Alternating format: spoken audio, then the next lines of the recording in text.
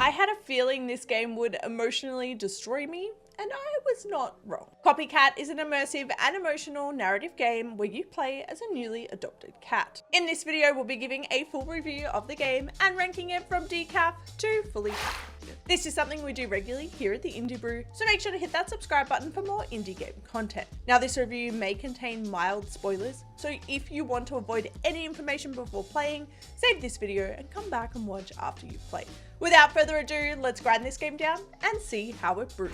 Copycat sits firmly in the narrative game category, and its incredible story is exactly why. Kicking off in an animal shelter, you'll find yourself being adopted by a sweet old lady. Things soon begin to take a more interesting twist as you realize your new owner is unwell and that you are actually a replacement for a cat that she lost. You'll navigate throughout the house, slowly beginning to trust your new owner before tragedy strikes, with you being left home alone for days while your owner is in hospital. Upon your owner's return, your place in the household is taken over by a cat who looks identical to you. The story in this game is completely immersive, and at times it can feel like a punch to the gut. Mostly told through interactive cutscenes, dreamlike sequences, and your inner kitty dialogue, you get a really interesting picture of what it's like to be a pet and what they are probably thinking. The narrative really dictates the responsibility that comes with owning a pet, and that pets really are a part of your family, showcasing the journey of building a relationship with your furry friend and how quickly things can change. The story of the game is absolutely incredibly done, so for story, I'm rating Copycat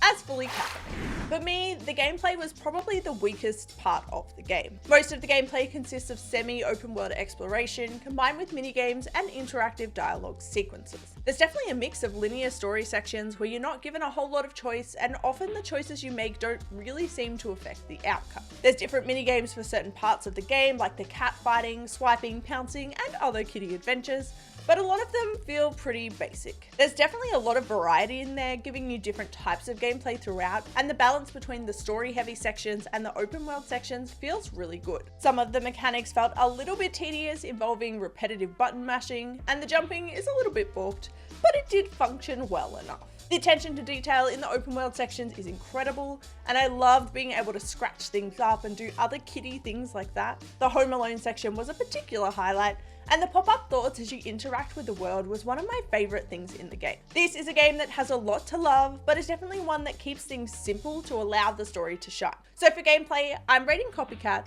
as bust.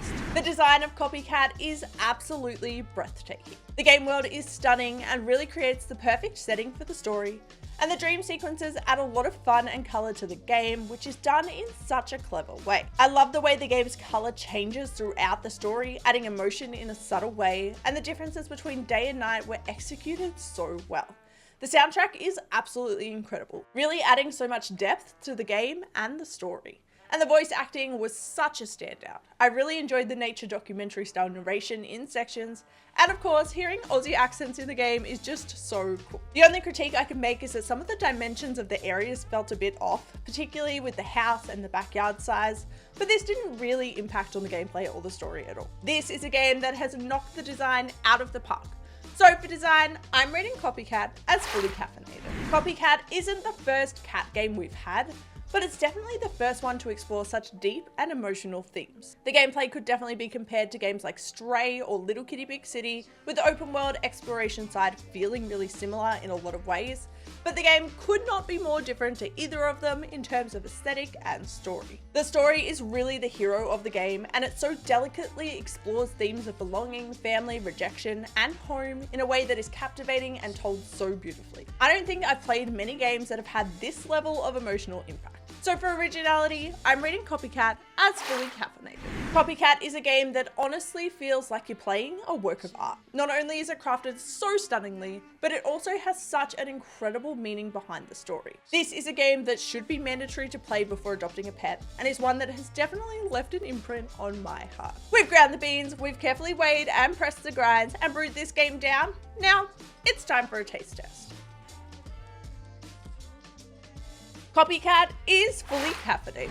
Copycat is available on Steam from September 19th. You can find the link in the description below, and that's where we're going to wrap up this review video. If you're looking for more indie game recommendations, click here. And until next time, stay caffeinated.